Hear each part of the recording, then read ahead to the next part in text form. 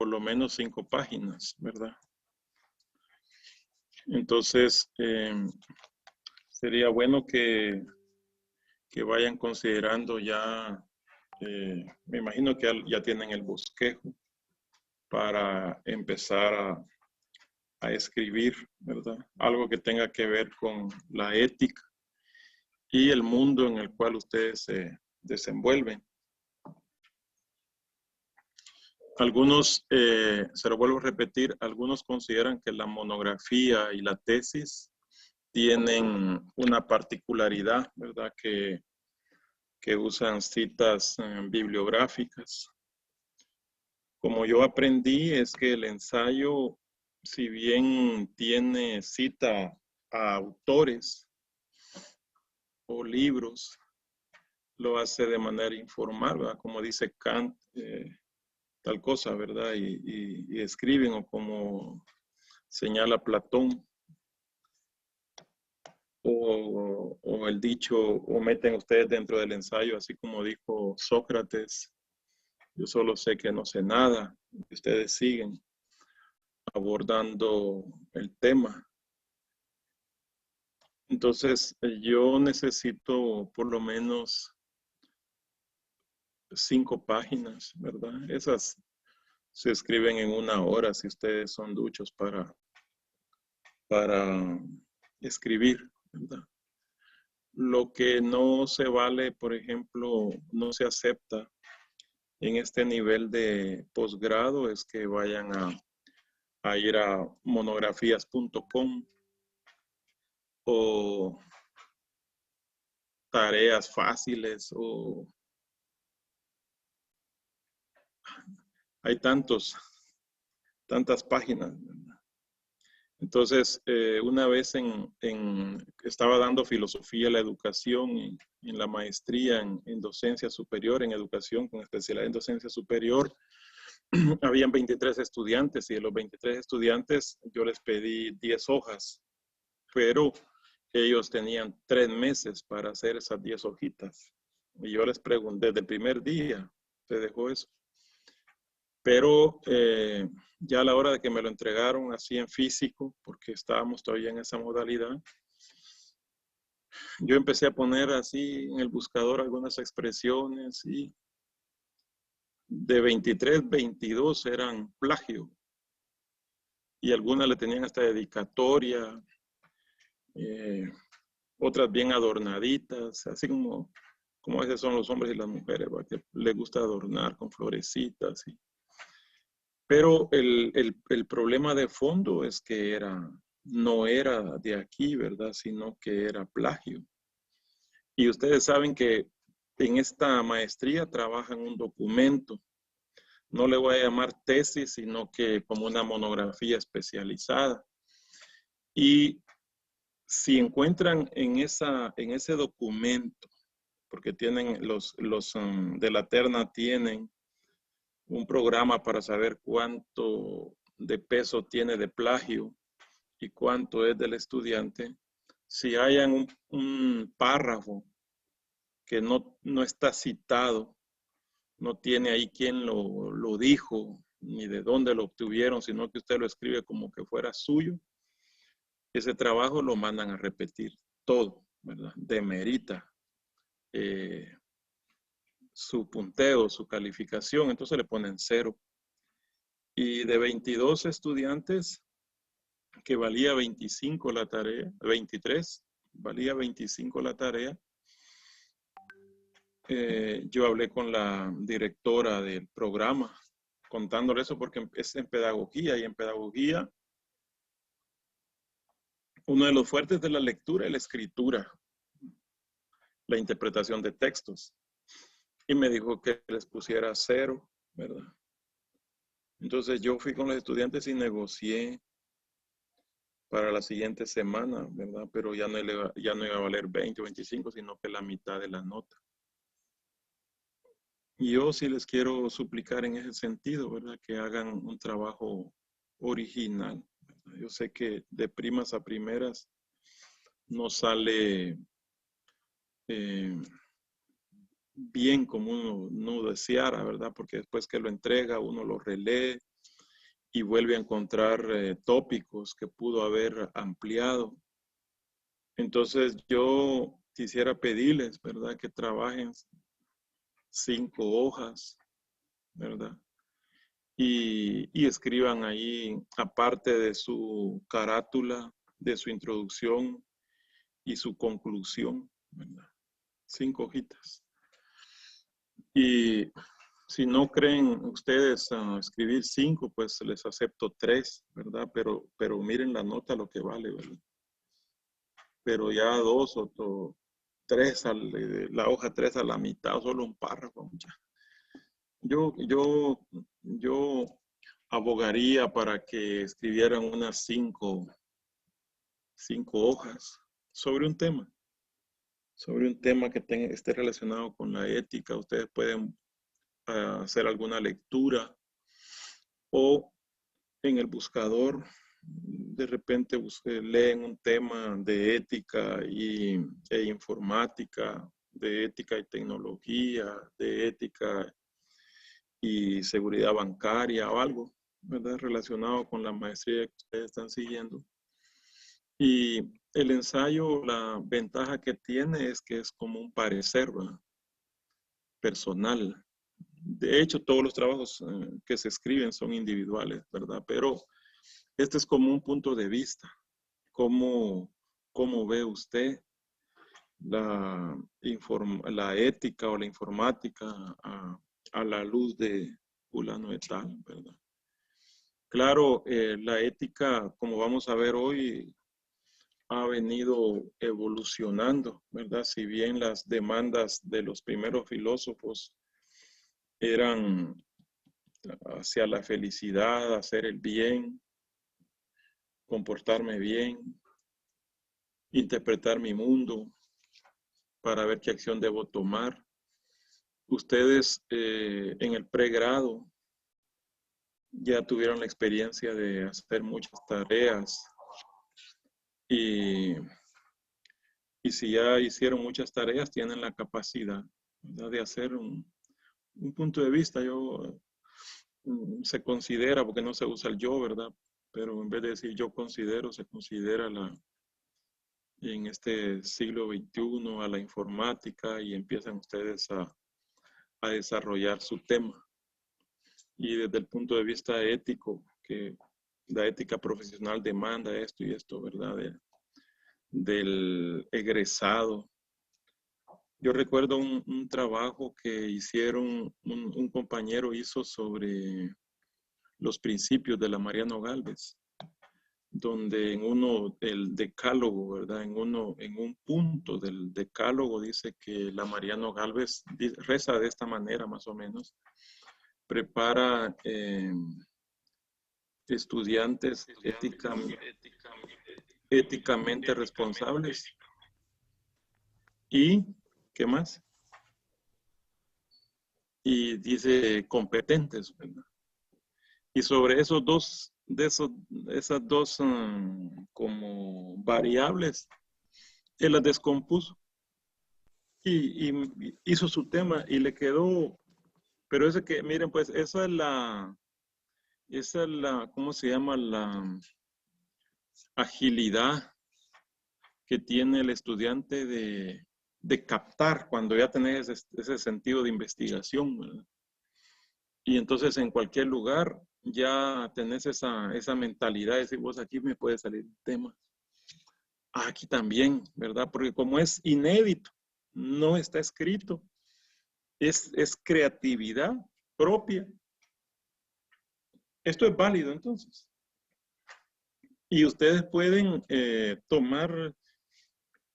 la prensa de repente, un artículo, y ahí uno recoge ideas.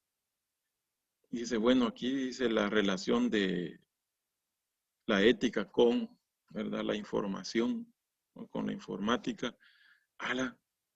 Aquí está el tema, ¿verdad? Aquí está mi tema. Puedo seguir leyendo para darme una idea. Y si quiero usar ese documento, pues lo cito, ¿verdad? Y ya me curo en salud, como se le llama, porque yo digo, fulano de tal dice en la ética en la informática tal cosa.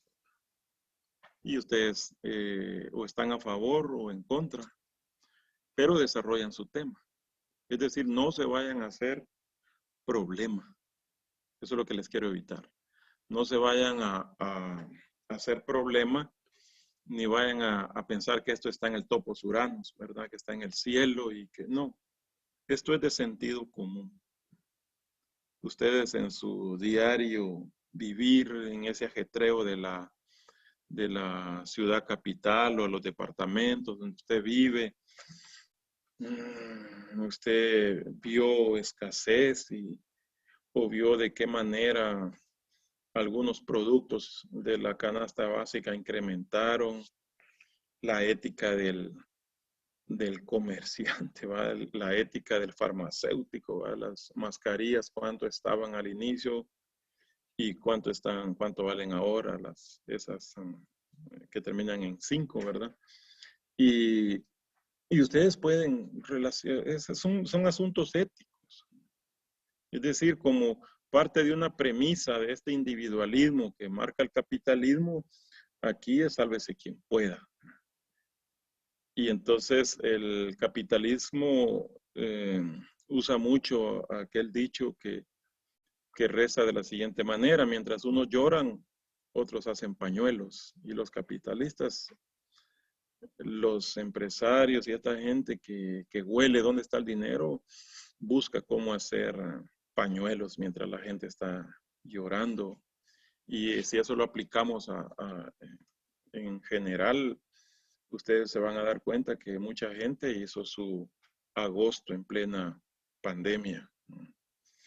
Y este asunto de que no te dejaban salir, pero sí había gente con privilegios que podía andar, bueno, entonces uno y más a fondo dice uno, bueno, si bien existe la enfermedad, ¿cuál es el motivo que está detrás de todo esto? Es el aspecto de la población, es realmente que la tecnología no funcionó, se les salió el virus, o fue campaña, o qué se trató de hacer. Son temas de grandes proporciones, pero no nos vamos a ir hasta ahí de repente. Pero sí a tener un ojo crítico. Usted va a observar y va a decir, bueno, esto es la ética que tiene que ver con el comportamiento, con la conducta que yo asumo ante la situación o la que el vecino o la que fulano tuvo ante esta pandemia, por ejemplo. Este señor que escribe ese libro, La Sociedad del Cansancio, escribe un artículo en un periódico que se llama Mi País o El País, un periódico digital de España. Él escribe un artículo en plena pandemia como por qué los países asiáticos controlaron rápidamente la pandemia y por qué los países occidentales no.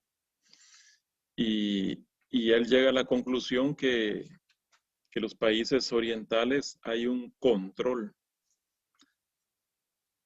individual. Vas al mercado y el gobierno sabe qué estás comprando, sabe qué estás leyendo. Y todo eso son puntos por si un día querés salir del país. Y dice que los occidentales no estaríamos de acuerdo. Y no le damos la contraseña a la novia o al novio o a la mujer. Le vas a dar la contraseña para que el Estado, de alguna manera ellos saben, hay palabras, ustedes más que yo conocen que hay palabras que están atentos, ¿verdad? Si hay algún movimiento, digamos, de algún explosivo, hay palabras. Pero Chung Han, él dice que allí, si vos tenías pandemia en el mismo celular, querías salir a la calle, llegaba un dron a decirte, a mensajearte ahí que te metieras porque no te iban a ir a recoger, pues, inmediatamente la policía. Y si vas en el tren y va una persona que tiene síntomas, inmediatamente en el celular salió una información que se bajaran o porque iban a bajar esa persona, iban a limpiar otra vez el vagón o el tren si era posible. Es un control, ¿va? Por eso el libro 1984 hace alusión a eso, así se llama ese libro, 1984. Hace alusión al porvenir, va escrito 40 años, con esa mirada que iba a pasar en 1984, pero cuando lo leemos en el 2021 como que salió, ¿verdad? Esa profecía de ese cuate. Es secular, ¿verdad? ¿A qué quiero llegar? Que hay temas a granel, siempre y cuando usted se ponga a escribir en una hoja, con su lapicero de repente, ¿verdad? Yo que estoy chapado a la antigua con un lapicero y una hoja, que puedo escribir 10 temitas, de los 10 temas me gustan 5, de esos 5 me quedo con uno y de ese voy a desarrollar. Y empezás a hacer tu machote por ahí. ¿Cuáles son las subdivisiones que vas a hacer? Y las empezás a rellenar. Por eso la siguiente tarea que tal vez les deje sería hacer un mapa mental, porque el mapa mental ayuda mucho a desarrollar la creatividad del estudiante. Me deben una tarea aparte del ensayo, entonces voy a ver si el día lunes o martes les mando una hojita ahí, 1 o 2 para que la lean y hagan un mapa mental y me lo envíen para tener derechos 15 puntos, ¿verdad? Este es un curso prácticamente motivacional, ¿verdad? Pone los fundamentos para que usted tenga nociones de ética. Cuando llegue al doctorado va a volver a ver el curso de ética. Y el curso, la pretensión del curso es inquietarlo a leer y a aplicar lo que lee con respecto a la ética. Yo no sé si hasta el momento tienen alguna pregunta, alguna observación, compañeros, por favor, antes de entrar en materia, unos 15 minutos.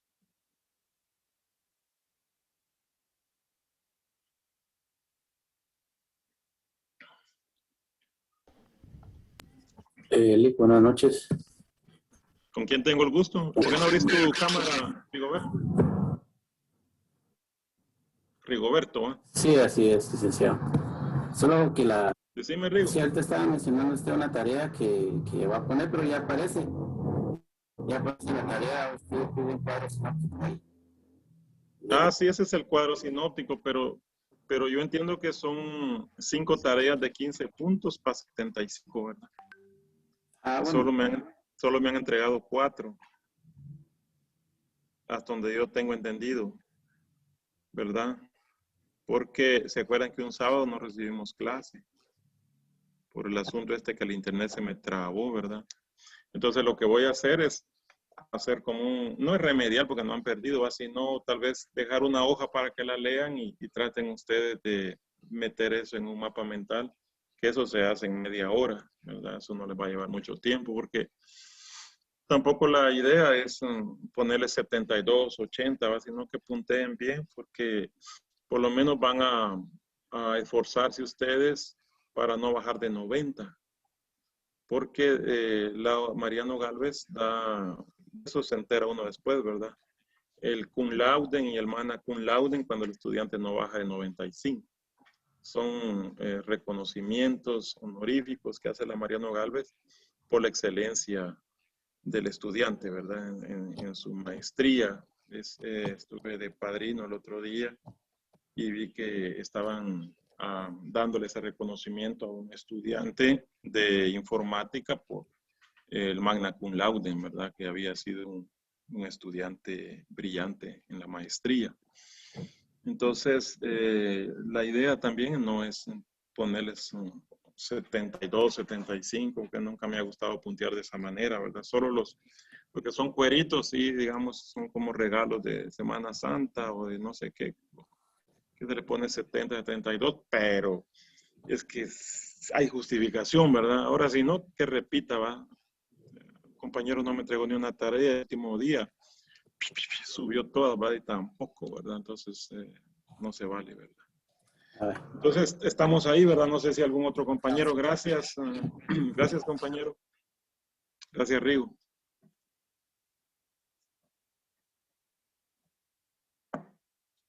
¿Está claro ese punto, compañeros? Con la mano que me levanten yo voy a estar satisfecho. Sí, todo claro, licenciado, gracias. Está claro, licenciado. Vaya. Entonces yo espero su ensayo. El tema que vamos a abordar hoy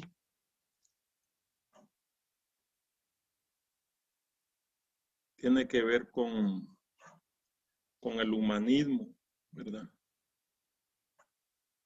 Hay un pensamiento que dice, los libros provocan revoluciones. Los libros provocan revoluciones. Y otro cuento, pero esto ya es cristianismo, ¿verdad? Alguien decía que cuando una persona lee la Biblia seriamente, así como le leyó Lutero, Calvino, San Agustín, Santo Tomás, los padres de la iglesia, cuando alguien lee la Biblia, también provoca revoluciones, ¿verdad? Pero aún a grosso modo, leía esto y me llamó la atención, ¿verdad? Los libros provocan revoluciones. Prácticamente después de 1000 años, miren pues, esto se puede retrotraer, ¿verdad? Nos quedamos con la filosofía griega y ahí está Sócrates, Platón, Aristóteles, pero luego en el siglo I, porque parte de la historia para el mundo occidental, el nacimiento de Jesucristo, entonces se empieza a divulgar este acontecimiento del nacimiento del Hijo de Dios. Y prácticamente la patrística, que es una época de la Edad Media, trata de defender el cristianismo. Ellos van a decir que tiene que ver Atenas con Jerusalén. Es una forma de decir, allá está la racionalidad, aquí está la fe. ¿Qué tiene que ver Atenas, donde vivió Sócrates, Platón y Aristóteles, con el cristianismo? Luego vendrá la escolástica, pero recuerden ustedes que allá por el 400 y algo, 430 o 470, cae el Imperio Romano.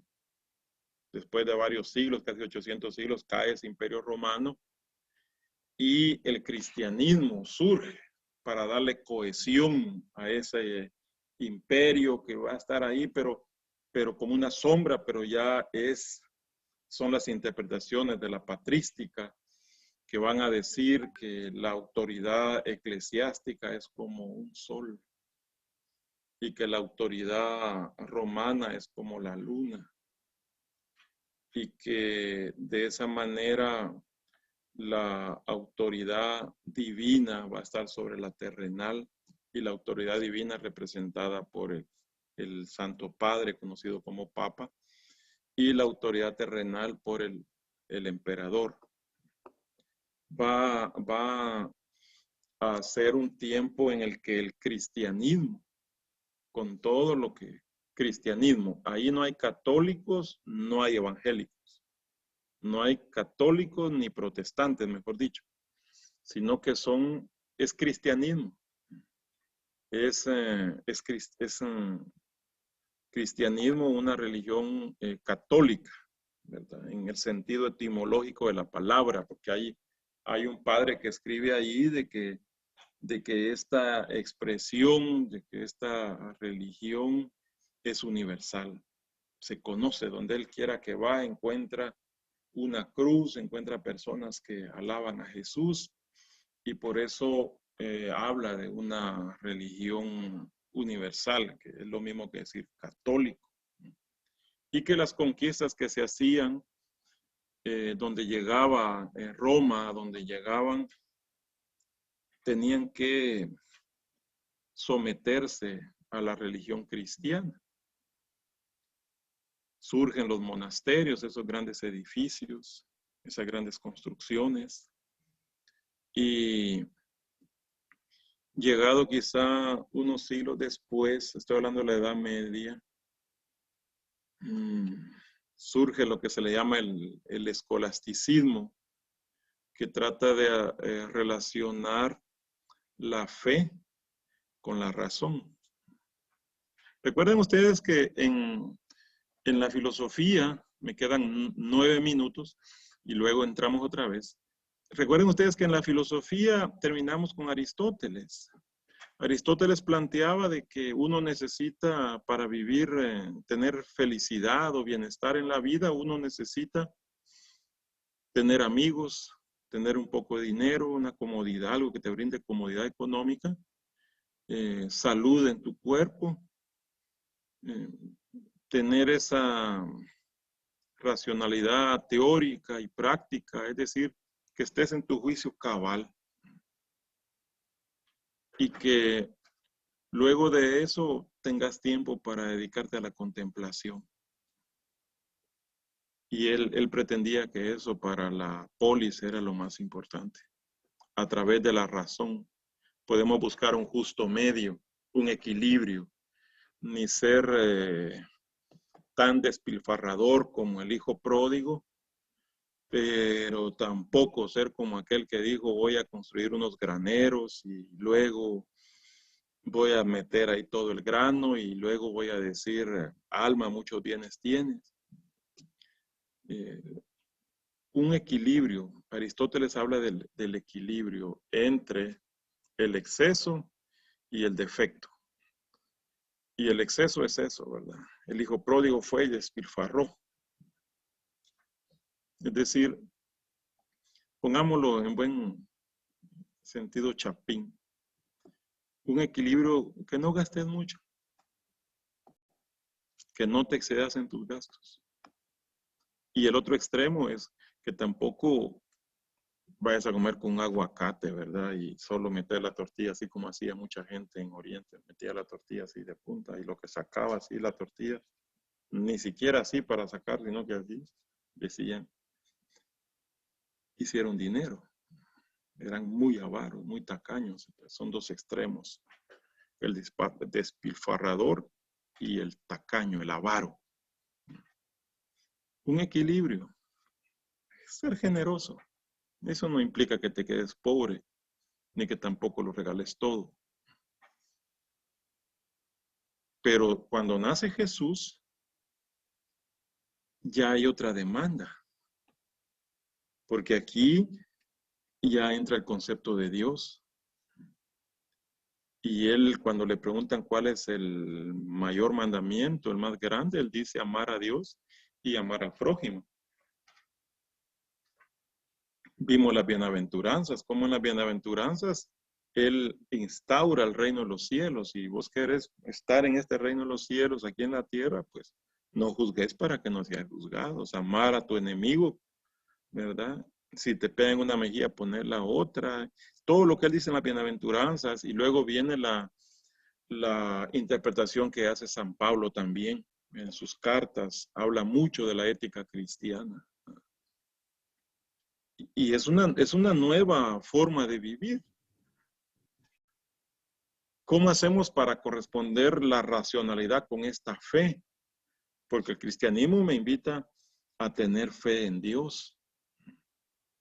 Ya no necesito yo todo esto que dice Aristóteles, o de repente puedo hacer una simbiosis o puedo hacer una síntesis entre lo que es racionalidad griega y fe, y a eso se le va a llamar escolástica ya en la época medieval, pero cuando lees historia cristiana te das cuenta de los abusos que hay, ¿verdad? Siempre ha habido abusos, ¿verdad? En religión, pero como ahí es la que gobierna, llegó a ser la mayor terrateniente del mundo conocido porque hacía grandes préstamos y mucho de ese dinero se fue en la construcción de monasterios, catedrales, pero eso lo puede leer usted, ¿verdad? Para mí el punto es que querés saber algo, de la vida de este mundo en el que vivimos, lee la Biblia. Ahí está. ¿Querés conocer de Dios? Ahí está en la Biblia. ¿Querés conocer de lo que hay en la naturaleza? Ahí está en la Biblia. Todo fue creado por Dios. La iglesia cristiana, como se lo vuelvo a repetir, no es católica ni evangélica, solo es iglesia cristiana. Después que cierran la Academia de Platón en el 528 aproximadamente, la iglesia católica, la iglesia cristiana se hace cargo de la educación y educa a los nobles para que piensen, a los hijos de papi y mami para que piensen. Ahí están los grandes textos, los manuscritos, porque no hay imprenta todavía, señores. Son manuscritos, libros escritos a mano. Y a los hijos, digamos, de los reyes, de los nobles, la curia cristiana, los maestros llegaban y les enseñaban a reflexionar, a pensar, a leer, a escribir, a hacer interpretaciones. Pero todo bajo la tutela teológica, bíblica. Había una gran devoción por leer la Biblia de rodillas. Hay muchos, es que son 1000 años, son 1000 años. Y entonces el pueblo, el populacho nunca se enteró, digamos, de avances, nunca se enteró de nada porque los educaban en la obediencia.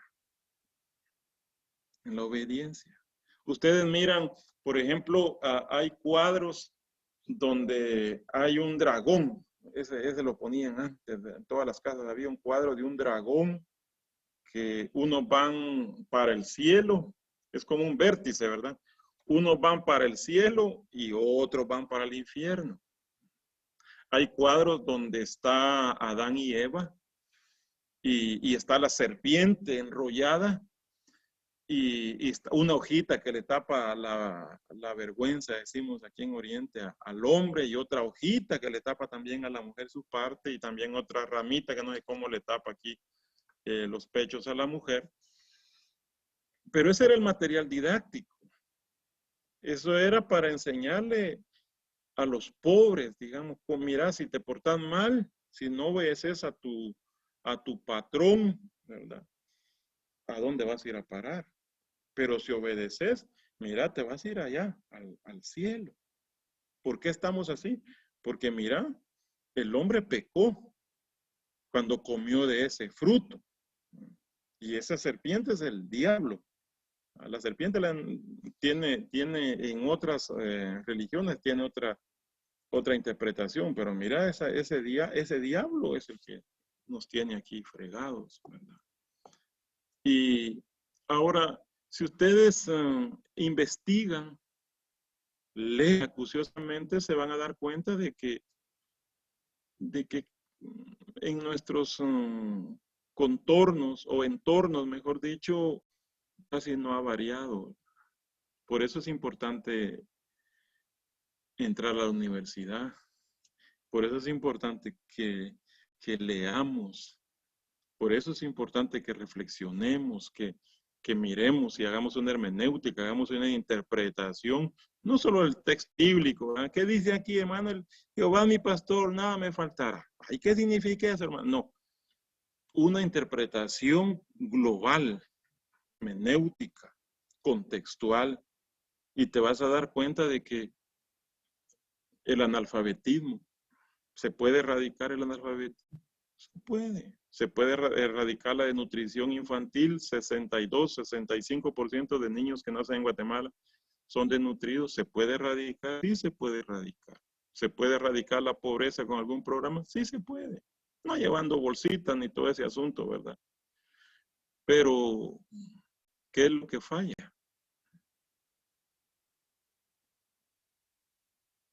Y usted se da cuenta de ese vértice siempre, ¿verdad? Porque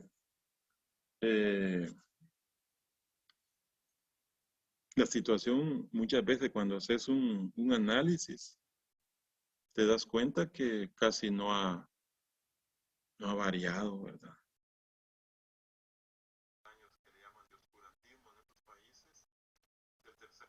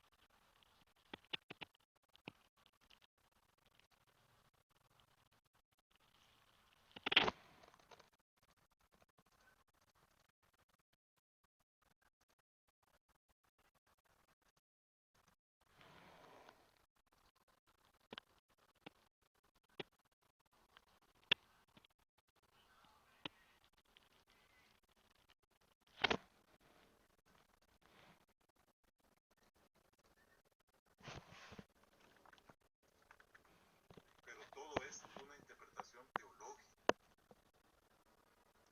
El Dios que castiga. Por eso, si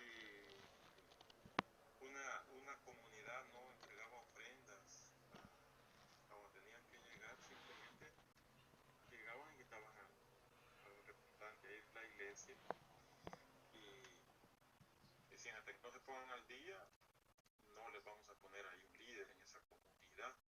Y si mueren, se van al infierno. Y no hay quien va a bautizar a los niños, no hay quien va a hacer celebraciones de matrimonios. Entonces, viven, se relacionan así sin casarse, pues están en fornicación, están en pecado. Esa conciencia de pecado, esa conciencia de diablo, esa conciencia del mundo, esa está impregnada en nosotros. La gente dice, yo quiero ir a tal lugar, ay no, dice, porque eso es mundano, dice. Mire, yo quiero escuchar, ¿qué le digo? A Mozart. Yo quiero escuchar una música, eso es del diablo, hermano.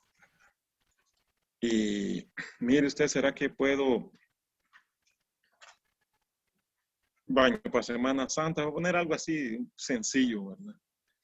Ah, si se baña es pecado, hermano. Es pecado. Es una época de estar de una vez en su casa, pero sin hacer mayor movimiento. Si se baña es pecado. Entonces esa conciencia no es de ahorita, compañeros. Esa es una conciencia que se viene arrastrando ya con la herencia española aquí en Guatemala. Pero el punto aquí es esto, es Dios. ¿Y qué es lo que hace el humanismo entonces? Porque ya son mil años que muchos textos fueron quemados y muchos anduvieron quizá huyendo para que no los fueran a capturar porque hay un status quo, hay un establishment, algo así, algo establecido ya, ¿verdad? Que no se puede quebrantar sin recibir consecuencias de esto. Por eso es que me interesaba mucho el escolasticismo y ese documento del humanismo. Hay muchos documentos, después encontré otro que me pude leerlos y los grandes escritores. ¿Por qué creen ustedes que les hace la clase diciendo que los libros qué? Provocan revoluciones? ¿Por qué creen ustedes, compañeros?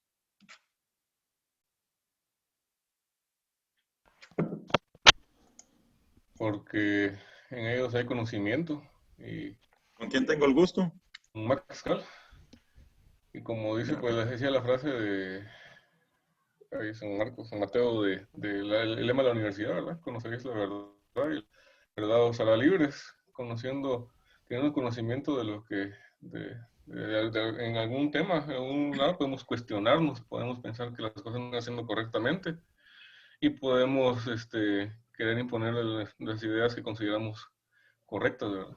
Entonces, incluso eso me recuerda un poco la historia cabal que se hablaba del catolicismo, de todo eso que heredamos de España. Recuerdo que en algún lado leí una vez que antes la iglesia mantenía mucho los libros, los textos en latín, justamente solo para que los sacerdotes y personas que podían tener acceso a ese conocimiento, pues lo tuvieran. Para su interpretación era muy cerrada en su conocimiento, ¿verdad? Entonces, eso, Sí, pues al final, como usted dice, son cosas como dogmas, que nos fueron heredando. Sin embargo, al tener ya el conocimiento sobre qué es, o sea, qué podemos pensar, qué podemos sacar nosotros de eso, podemos ya empezar a revolucionar primero en nuestra mente, en nuestro conocimiento, y luego ya con las demás personas. gracias, Max. Daniel, por favor, el primo de Cal. Nada que ver. Daniel, por Ahí, favor. ahí para completar lo que dijo mi primo. No, como Max decía, ¿verdad? Este versículo de conoceréis la verdad y la verdad os hará libres. Creo yo de que nosotros como personas siempre estamos en búsqueda de la verdad y pues me pareció que conecta bastante con el documento que usted nos mandó a leer esta vez en la parte de categorización del humanismo, que dice de que eh, el humanismo, desde un humanismo centrado en el descubrimiento, análisis y codificación de textos, o sea, se enfocaban en descubrir, analizar y decodificar textos y compartirlos entre ellos. Y pues entendí yo del texto de que la persona que fue como que el fundador de este movimiento fue Francesco Petrarca, y de él leí de que pues buscó de arriba para abajo y se la pasaba en las bibliotecas buscando textos antiguos. Lo que no me quedó claro es de qué tipo de textos, pues, o sea, si era de cualquier tipo de texto o qué, pero me quedó a mí esa idea de él, de que pasó su vida prácticamente buscando, decodificando y compartiendo textos, y pues creo que eso representa nuestra sed de saber y de conocer de dónde venimos, tal vez del por qué estamos aquí y a dónde vamos. Y gracias a eso es de que se generó ese movimiento, ¿verdad? Y él terminó convenciendo a muchas personas y ahorita hoy en día no sé qué tanto significa el humanismo para nosotros, pero me pareció interesante. Y ya vamos a ver. Muy bueno eso, pues, actualidad del humanismo. ¿Algún otro compañero?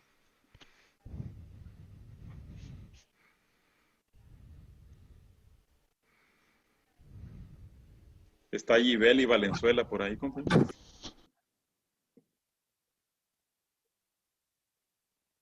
Está Gibel, la misma Buenas conectada, noches, pero no sé. licenciado. Buenas noches.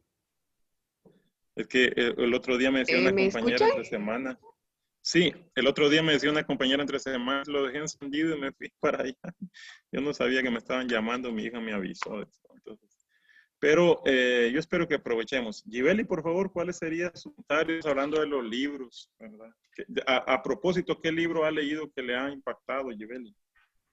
Y le ha hecho como un clic, ¿verdad? Porque estamos hablando de que los libros Ah, provocan revoluciones. sí, en respecto a la frase que usted decía que los libros provocan revoluciones, es una frase que se presta para que analicemos, ¿verdad? Porque siento que cada ser humano tiene un pensar y muchas veces cuando se toma el tiempo de investigar o de realizar algún tipo de lectura, como que se cuestiona o le permite a uno razonar. Y también en relación a la frase que usted decía al inicio de la clase, siento que también tiene con el humanismo porque en el escrito que estábamos leyendo, bueno, el link que usted envió, Ujú. ahí también se mencionaba de que el humanismo era, una característica principal del humanismo era el que se actuara por la razón y no por la fe. Ujú. Entonces, Y muchas personas actuaban solo por fe, ¿verdad? Por decirlo así. Y ahora, en la actualidad, yo considero que también hay bastantes personas de que ya no solo es por la fe, sino también se ponen a razonar y en ese sentido tienen una conducta más individualista, ¿verdad? Que se cuestionan más sobre lo que van a hacer y todo ese tipo de cosas. Entonces, yo siento que la frase que usted decía tiene bastante relación con el humanismo. Gibeli, ¿ha leído usted? Digo usted, ¿no? Pero mire, Gibeli, perdón, ¿ha leído algún libro, alguna novela, algo que le haya intrigado, algo que diga usted, "Pucha, este tipo"? ¿Me puede Mm, mencionar un libro? novela, Ni una novela, ni... novela, no. ¿Y algún libro de literatura universal o de formación, algún personaje, alguna biografía de alguna persona? Porque las biografías son importantes, ¿verdad? Porque sí he tenido la oportunidad de leer, pero alguna novela así, como le digo, antigua no. Pero hay un libro que me gusta mucho, se llama, tal vez se podría catalogar en el cristianismo, que es el caso de Cristo. No sé si usted lo ha tenido la oportunidad de leer. Es sobre un periodista que cuestiona la vida de él. Y también si hablamos de biografías, bueno, hace como un par de meses me compré un libro, pero es de uno que se llama Daniel, que tiene varios videos, no sé si lo han visto, algunos tal vez lo han visto en YouTube, pero no algo antiguo, no he tenido la oportunidad de leer. ¿Y cómo se llama el libro? El nada más está el caso de Cristo, que es el que le mencionaba, que es de un periodista. Es un libro anaranjado, no sé si lo ha leído. Y el otro se llama Inquebrantes. Ah, ese no lo ha leído. ¿O bien? Sí, sí. Ah, qué buenísimo. Gracias, Gibeli. Yo les decía que en la Edad Media, si usted quería saber algo, era la Biblia. La Biblia. Pero vendrá después Bacon, otro pensador, ya despuesito, ¿verdad? Para decir que dejemos a un lado la Biblia y nos vayamos a la naturaleza. Es decir, a las plantas, a los animales, a la tierra. Y él va a sentar aquella expresión que dice es poder, ¿verdad? Se empiezan ya otra vez a experimentar y surge lo que le llaman el método inductivo, ¿verdad? Que trabaja mucho con los experimentos. Y también tocó este asunto Gibeli de la fe y de la razón, porque teología es un tratado acerca de Dios, pero antropología es un tratado acerca del hombre. Claro, en teología se dice que la antropología es un tratado de la relación del hombre con Dios o viceversa, pero en el humanismo, como bien lo asentó ella, hay un regresar otra vez al ser humano como centro, poner al hombre como centro, ya no Dios, sino a partir del humanismo se empiezan a ver todas las potencialidades que habitan en el ser humano, especialmente su actividad. Fíjese que cuando usted escribe, si no escribe no se da a conocer, ¿verdad? Pero el escribir nos da la posibilidad a nosotros de poder desarrollar nuestro pensamiento y poder aporte para que alguien nos pueda leer, ¿verdad? Porque escribimos para que nos lean. Y ya lo señalaron ustedes ahí de la importancia que eran los libros, ¿verdad? Los libros. A mí me gustaría escuchar a algún compañero que me haya dicho que ha leído unos 3 o 4 libros, por favor, compañeros. Que no sea escuela para todo, ni el vendedor más grande del mundo, sino algo que sea sustancioso. ¿Hay algún compañero que haya leído más de 2 libros? Unos 3 libros. Buenas noches, Alex. ¿Con quién tengo el gusto? Roberto. Rigoberto, una vez más. Así es, Lick, que me gusta mucho. Dale, Rigoberto. Fíjese, licenciado, que cuando yo yo tuve una experiencia religiosa cuando estaba adolescente, ¿verdad? Ajá. Y esta experiencia me llevó a querer aprender más de Dios. Te inquietó, ¿verdad? Exactamente. Y a la vez me llevó también a querer aprender un poco más de todo lo que no sea totalmente religión. Entonces, sí leí bastantes libros. De hecho, yo me iba a la librería de la parroquia y la señora que atendía miraba, solo miraba que yo preguntaba precios y miraba los libros. Entonces ella me dijo, mire, ¿sabe qué? Le presto los libros, usted los lee y me los regresa cuando termine. Ah, qué chilero. ¿Sí? Entonces, así fue como leí varios, pero me recuerdo que hubo uno que me gustó mucho, de ingenieros, que se llama El hombre mediocre. El hombre mediocre, sí, pues. Entonces, ese libro sí me cambió por completo, porque así como él menciona de forma alegórica un pasaje donde se encuentra un pastor, está el campo verde, están las ovejas en el campo, el sol hermoso, está una corriente de agua preciosa, hay unas áreas donde está completamente lleno de flores, en fin, de que describe toda una de cosas dentro del ambiente, pero él recalca que el pastor no mira eso, y que eso puede ser que alguien más se llene de una, qué sé yo, algo espiritual. Entonces él hace ese énfasis en que el mediocre no ve esas cosas. Es No como, percibe. exactamente. Entonces, de veras que sí, de leer libros realmente transforma la vida de las personas. Otro libro que sí me gustó mucho fue se llama Preparación para la Muerte, escrita por San Alfonso María de Ligorio. Ese libro sí es impactante, pero sí me da cuenta, por ejemplo, con esto del humanismo, que ahorita tenemos que hacer una tarea, en que yo siento que como que hay porque el humanismo lo que busca es separar al hombre de Dios para ser el hombre en sí mismo, el único y la única medida, decía ahí, creo yo, la medida de todo. Entonces, siento que a veces es el origen de muchas cosas que se están dando, porque sí comenzó desde esa época, se sigue dando hoy día, porque, por ejemplo, estaba comentando con una maestra que ella estaba dando un curso de equidad o igualdad de género.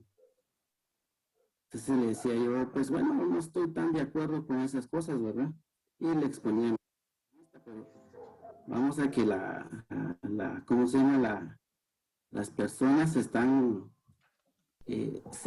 llegando muchas olas de todo eso, donde nos dicen los hombres son iguales, después nos dicen que la mujer tiene derecho a vestirse como quiera, a salir cuando quiera, después nos dicen, entonces entra toda esta gama de feminismo, de abortismo, que en realidad pues son sutiles, pero que están dañando a la general. Gracias, Rigoberto. Sí, entiendo que yo siento, mira, son como modas, ¿verdad? Que le llegan a la sociedad y hacen impacto en ella porque la gente no lee. Es decir, como estamos en este mundo de la informática, la gente cree que con un videíto que mira en YouTube, ¿verdad? Ese es conocimiento y no le da tiempo de reflexionar sobre eso, sino video tras video, video tras video. ¿Y cuándo tiene la gente tiempo para comprar un ebook, por ejemplo, o bajar un libro en PDF o comprarlo en físico para para leerlo. Sí, me pareció interesante lo que planteaba el compañero hace un momento, ¿verdad? Sobre cuál sería, Daniel, ¿verdad? ¿Cuál sería la relectura que se le haría al humanismo en pleno siglo XXI? Pero esta es una cultura light, esta es una cultura que no se quema los ojos, las pestañas para leer, esta es una cultura que todo lo quiere ya hecho, ¿verdad? Para consumir, de ahí el consumismo. Pero vuelvo al punto una vez más, ¿verdad? Porque el humanismo hace un rescate de la cultura griega y vuelve una vez más a recobrar los textos. Por eso es que ustedes vieron ahí la labor de Petrarca de andar buscando libros, porque ¿se acuerdan ustedes cuando queman la biblioteca más grande que decían la de Alejandría? Dice que el sultán dice, bueno, lo que hable del Corán, como ya lo tenemos, bueno, quémenlo, de lo que no hable del Corán, de todos modos, quémenlo. Y el cuate lo quería quemar esa biblioteca, ¿verdad? Y ahí dicen que se perdió muchos textos. Y hubo persecución en cristiana, no digo católica, ¿verdad? No sin malinterpretar, sino cristiana, contra aquellos que escribían textos, como dicen los compañeros, para ser leídos entre los mismos amigos, y andaba en la persecución de estos autores. Pero ahí en Italia, donde se hace movimiento, por lo menos lo que se dice de Petrarca y su amigo Boccaccio era que tratar de Petrarca de relacionar, de hacer libros que hablaban de moral, escribió unos cantos, estaba buscando información de él, pero pagaba y andaba de un lugar a otro buscando libros seculares, ¿verdad? Textos de repente de Platón. En los libros de Platón se hablaba de que habían antes venta de libros, de manuscritos en la calle, y que por determinada cantidad de dracmas o algo así se vendían libros, y habían textos que se desaparecieron, y él andaba tratando de buscar esos textos, no cristianos precisamente, sino textos de literatura griega, de literatura latina, Marco Aurelio, Séneca, lo que he mencionado, al Virgilio, algunos escritores de ese tiempo, para conformar y tener a la vista un cúmulo de libros seculares que dieran otro tipo de conocimiento, para ver si por algún momento se quitaban de encima, digamos, esa tutela católica que tenían. Y por eso ellos empiezan creyendo de que si yo leo un libro de Platón, o digamos que estos son los que son más formadores, pensemos en Séneca o en Marco Aurelio, que al leer un libro de estos me iba a impactar y que yo podía modelar un estilo de vida tal y como dice ese libro, sin requerimientos religiosos. Por eso les decía a ustedes acerca de los libros. Y Boccaccio, como nosotros, o Boccaccio, como dicen algunos, yo pensé que solo el de Cameron, pensé que solo este libro había esto, ¿verdad? Miren el grosor del de Cameron. Y yo pensé que él era una persona que solo este había dado, bueno, que con este que ustedes lean, uno se da cuenta de como les dijera, de qué manera presentan ellos la vida religiosa de ese tiempo, porque son irónicos y tratan de presentar, por ejemplo, a la curia católica de ese entonces como humanos, con todas sus debilidades, con todas sus pasiones. Que somos humanos y que lo mismo que le pasa a aquel me pasa a mí. Hay un dicho ahí, incluso en latín, que dice de esa manera, ¿verdad? Somos unos, pues, y nada es desconocido para mí del humano. Somos iguales. Por eso es que no sé si entraron ustedes alguna otra arista, ¿verdad? En este escrito, en esta lectura que hicieron, algo que llamara la atención, pero a mí me dejó sorprendido este punto, ¿verdad? De que los libros, porque temo de que la gente no lee, ni en PDF, ni ebook, ni, ¿qué le digo yo? Ni compra libros, ni tiene esa cultura de leer. Entonces no podemos esperar nosotros una revolución, no podemos esperar nosotros nada, porque la gente no lee, y si no lee se mantiene en un estatus, en un conformismo que le da igual todo. No puede desarrollar su juicio crítico para el contexto, porque no lee. Yo les decía el otro día que leí un libro que se llama El hombre que amaba a los perros, y me quedé sorprendido de ver eso. El corazón del hombre, ¿verdad? Cómo es malo. Y cuando está en el poder, no quiere bajarse del poder. Y a todos aquellos que están en contra de cómo él piensa, pues los va a eliminar. Eso ha sido de siempre. Pero valdría la pena.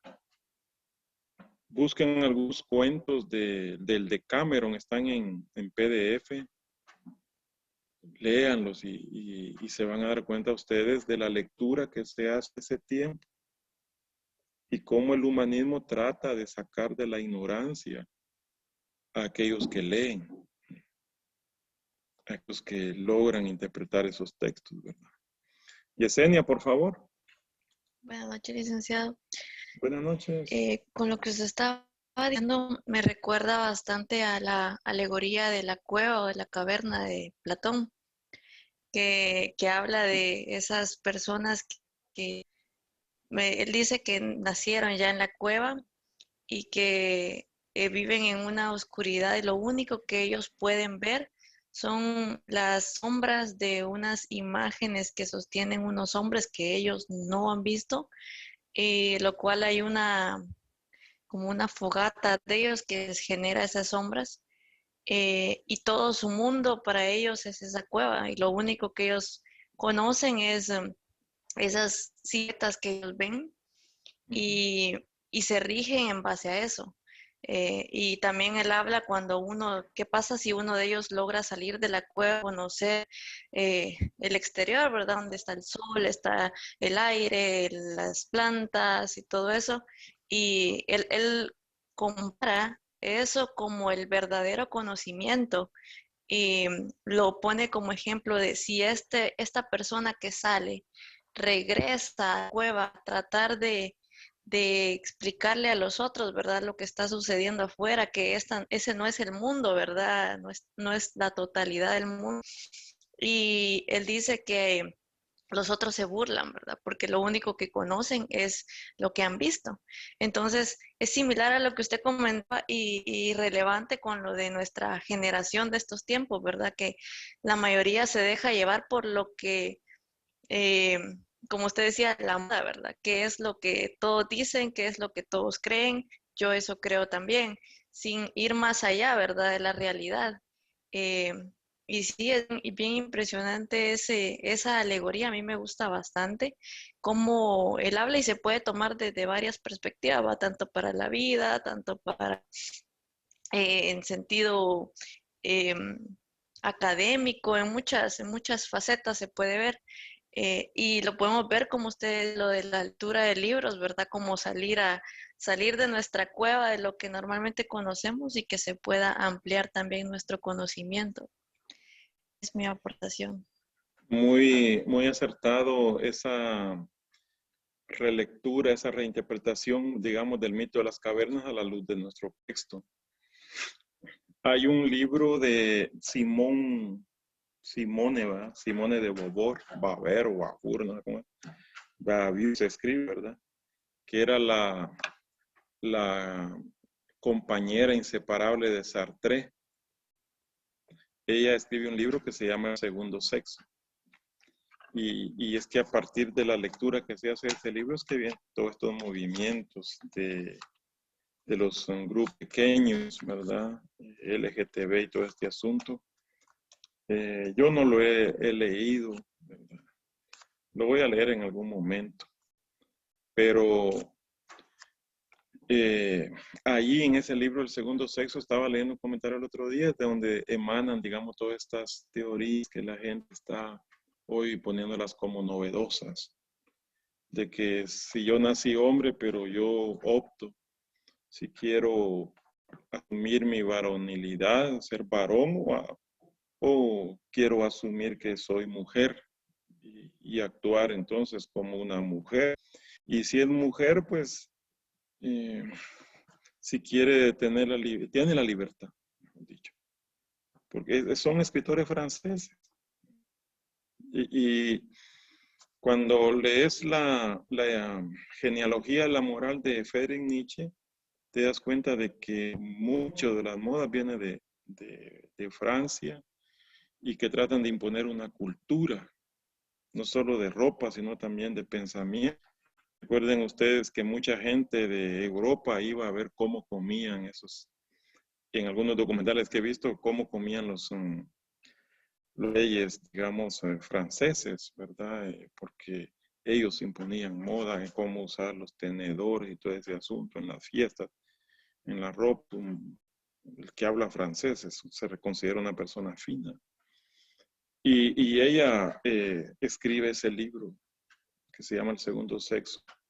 Por si ustedes dan cátedra, dan clases, tener claro uno de dónde vienen esos pensamientos, qué es lo que pretenden.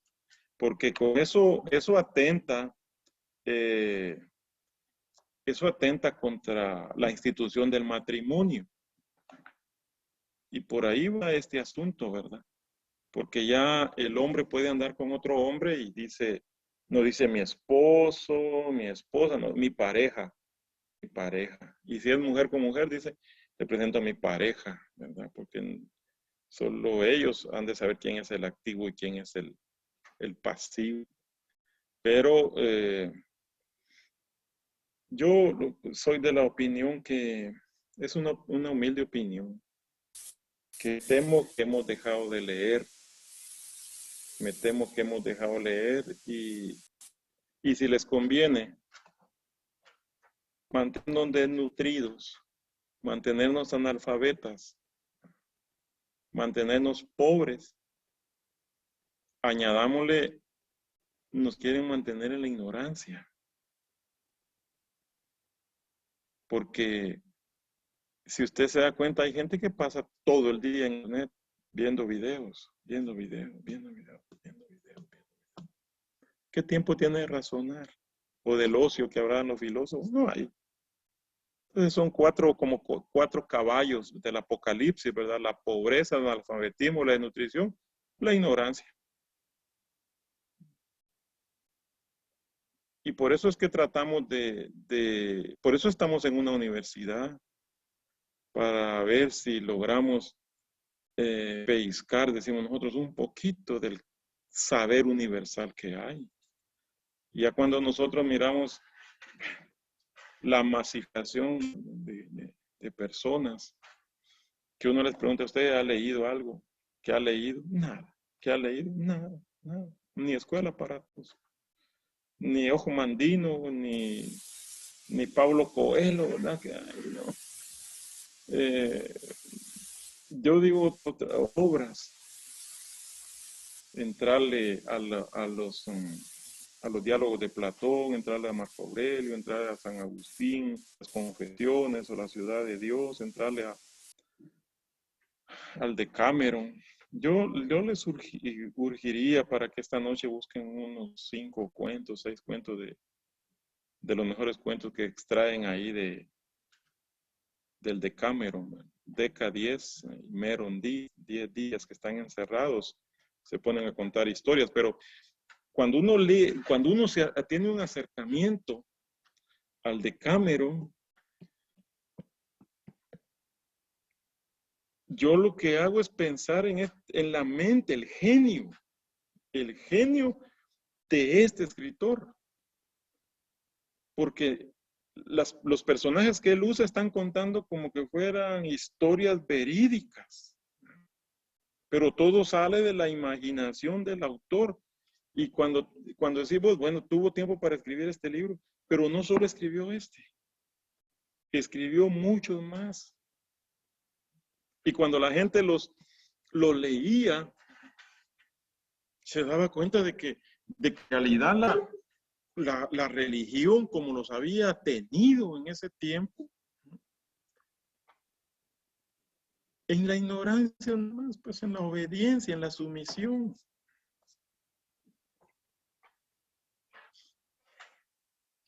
Por eso digamos, la recuperación que va a tratar de hacer el protestantismo, y ya después la iglesia, después del Concilio de Trento en 1538, se va a la iglesia católica romana, ¿verdad?, de Occidente, y el protestantismo que surge en Alemania.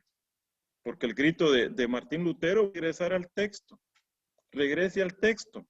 No hay mediación, no hay iglesia, es usted con el texto. Va a arreglar ese individualismo de leer. Ya con el invento de la imprenta, pues es un boom, ¿verdad? Los panfletos, los escritos de Lutero giran por todo Alemania. Pero ya la gente empieza a pensar. Porque lo peor que nos puede pasar es no pensar. ¿Han visto ustedes cuando un pajarito alimenta a otro pajarito? La mamá pajarita alimenta al pajarito. En la boca le echan, en la boca. Y esta cultura así está. Todo lo quiere servir. Ya no quiere poner un sedazo ahí para saber lo que es bueno y lo que es malo. Todo está entrando sin emitir ningún juicio. Entonces, el humanismo va a marcar un punto, le llaman de inflexión, ¿verdad? Va a marcar un punto ahí entre los 1000 años de la Edad Media y ya va a empezar lo que se le llama la Edad Moderna. Ya van a empezar a resurgir no solo Boccaccio, sino otros pensadores que se van a añadir a ese grupo. El que, por ejemplo, Erasmo de Rotterdam, tuve ya años, ¿verdad?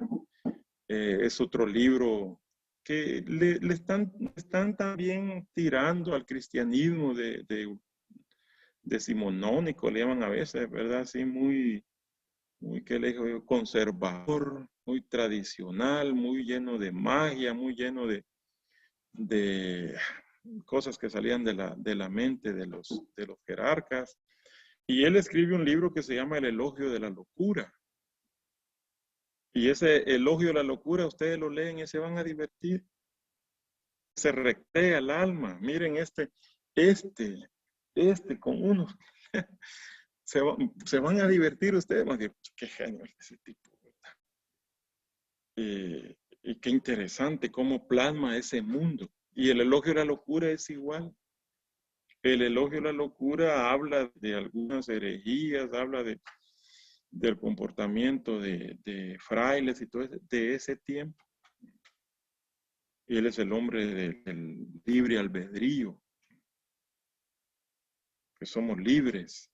Él es humanista, nunca abrazó el protestantismo. Lutero quiso jalar y el catolicismo también lo quiso jalar, y más creo que un 60, un 55, 60% yo siento que es católico. y son de aquellos que querían una revolución interna, ¿verdad? Una reforma interna. Y Lutero, pues todos los que estaban alrededor se aprovecharon del movimiento de él. Y Erasmo no se fue con Lutero, ¿verdad? No se unió a la causa de Lutero. Entonces, por eso Lutero escribe de Servo Arbitrio, otro, para darle respuesta, ¿verdad? De que no es que tengamos libre albedrío, ¿verdad? Sino que todo es Dios quien toma la iniciativa y no es el hombre, no es lo humano.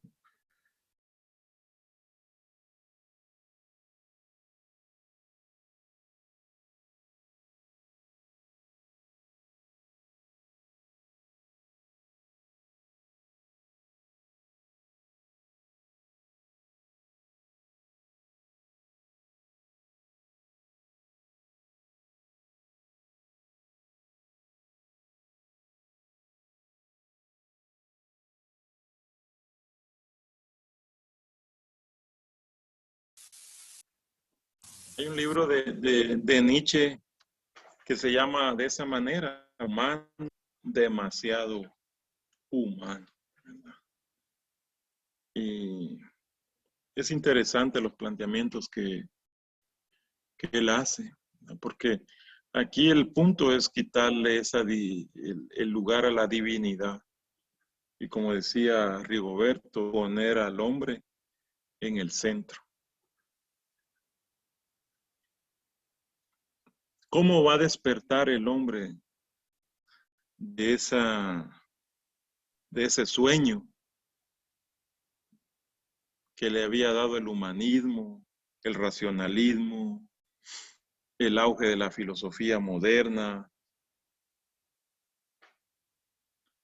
¿Cómo es que la teología, una vez más, desde su rincón donde le habían puesto, porque ya empieza la metodología crítica bíblica o la metodología crítica que trata de leer los textos en griego, se redescubre Aristóteles, y ellos tratan de, como decía, de descodificar, decía el compañero, hacer una traducción y una interpretación de los textos, y en algún momento alguien piensa, y si le metemos toda esa crítica que le aplicamos a los textos, se lo metemos a la Biblia, ¿qué va a pasar?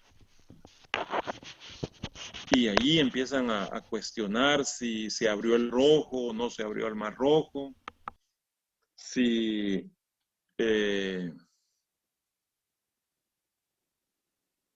Jesús caminó sobre el agua o no caminó, si se multiplicó el pan o no se multiplicó, si los endemoniados estaban endemoniados o tenían un problema psicológico. Es la ciencia ya metida en la Biblia. Jesús deja de ser un hijo de Dios para volverse un maestro de moral, igual que otros, igual que otros. Hay una credulidad en la ciencia, en la técnica, en el desarrollo, en los grandes inventos, la industria, que de repente es hacer un contexto de eso, es decir, bueno, y la persona que tiene dinero, que tiene mansiones, que tiene todo, ¿de qué Dios se le puede hablar a ese tipo? Si lo tiene todo. El ideal aristotélico lo ha logrado, tiene en abundancia, está sano, tiene buena familia, buena casa. ¿De qué se le va a hablar? Pero recuerden ustedes que el ser humano, decíamos la vez pasada, si no usa la razón, que es su virtud más importante, el uso de sus facultades racionales, si no usa su razón, deviene imbécil. Y si no usa adecuadamente su razón, degenera. Y cómo despertó el ser humano de todo este sueño que le había dado el humanismo, de esa confianza en el ser humano, ¿Qué lo despertó? Pues darse cuenta que de repente el ser humano es sin Dios. Otra vez el cristianismo, otra vez la religión. Sin Dios no es tan bueno. La Primera Guerra Mundial empieza a ser un despertamiento en el ser humano. Karl Barth escribe un libro, sí, que se llama Comentario a los Romanos. Y él habla de la diferencia cualitativa entre Dios y el hombre. Que el hombre sin Dios es podrida llaga. Y que es Dios quien busca al hombre. El hombre en la Segunda Guerra Mundial, los alemanes, donde viene Martín Lutero, donde vienen tantos filósofos, tantos pensadores, se creían crema y nata solo por ser alemanes.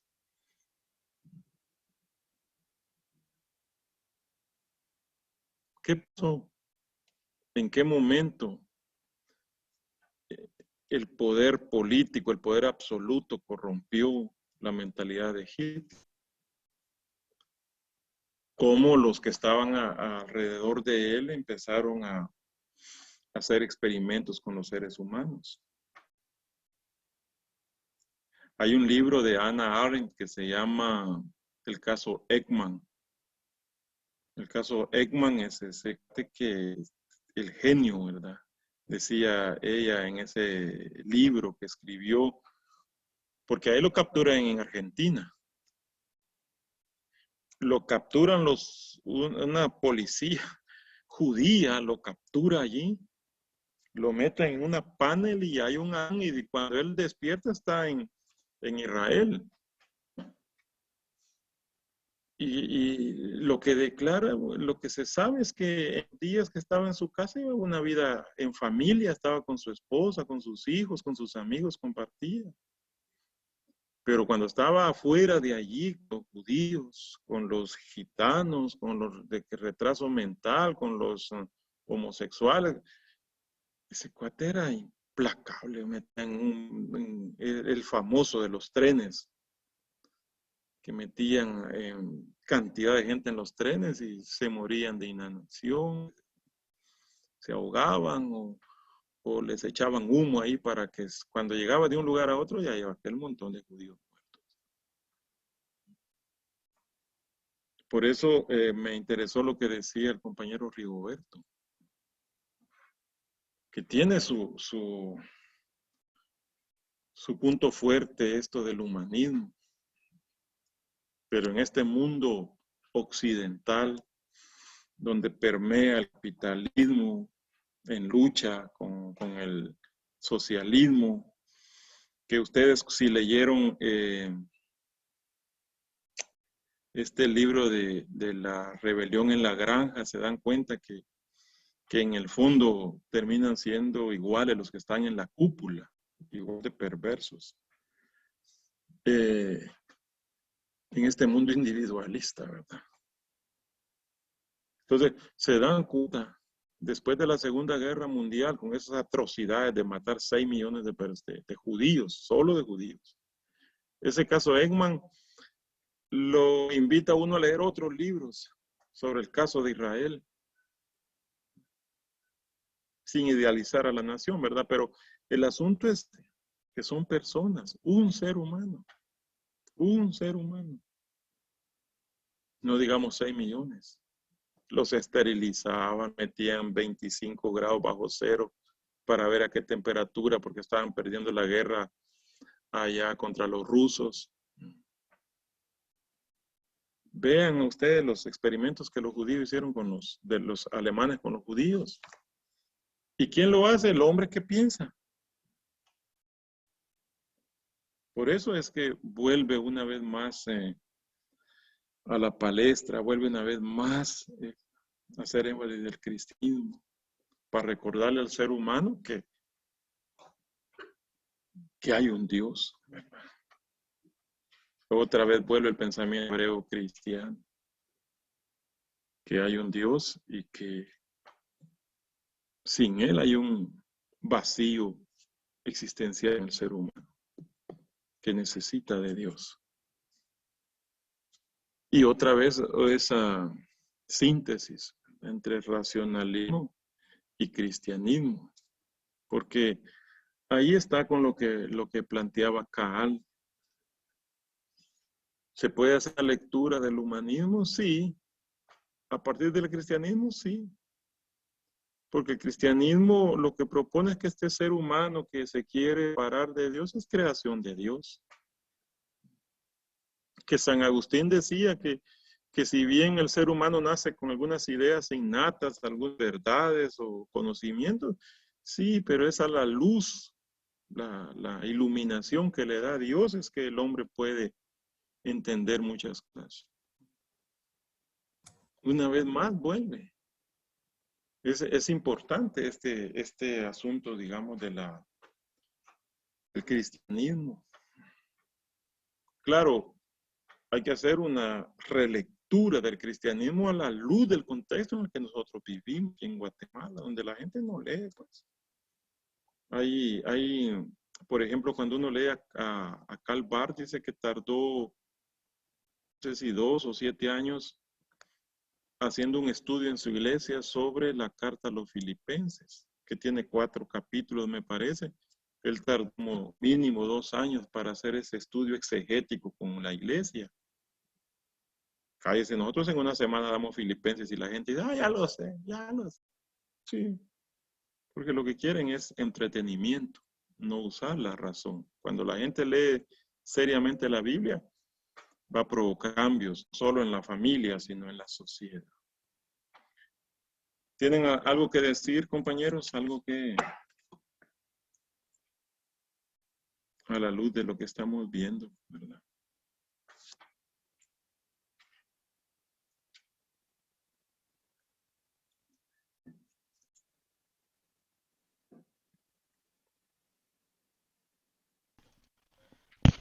Yo, licenciado, no sé si me puede escuchar. Daniel, Sí. dale, Daniel. Usted, pues, empezó diciendo, ¿verdad?, que después de que empezó la escolística, intentó de unir la fe, Escolástica. escolástica, perdón, escolástica, Escolástica. De escuela, ¿verdad? De ahí van a venir las universidades. Dale. ok. Después de que ¿Cuál es el cayó el aporte? Imperio Romano, intentó de unir la fe con la razón. Pues mi pregunta es Ajá. cómo se desarrolló y cómo está a hoy día esto o en qué terminó. Usted dice que de ahí salieron las universidades. ¿Cómo se desarrolló? Ya. Si podemos nosotros llegar a este siglo XXI, siempre se han hecho intentos. Hay un libro ¿cómo se llama este?